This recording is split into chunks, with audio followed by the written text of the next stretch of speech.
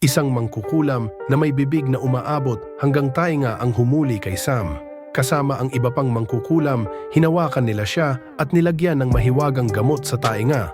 Isang gamot na kayang gawing daga ang tao.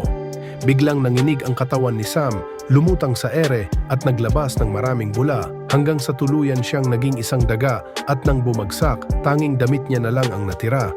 Hindi pa doon natapos ang mangkukulam, ginawa rin niya ito sa isa pang bata. Nakita ni Sam ang nangyari at tumakbo pero nahuli siya at hinampas ng maso. Sa isang pagkakamali, ang mangkukulam mismo ang tinamaan. Sinamantala ito ni Sam at ng dalawa pang daga upang tumakas sa isang tubo. Sinubukan silang hulihin ng mangkukulam, ngunit nang abutin niya ang tubo, nadurog ang kamay niya sa bentilador.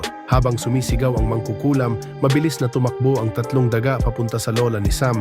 Ngunit pinaghahampas sila ng walis ng katulong dahil sumuot sila sa kuyokot niya.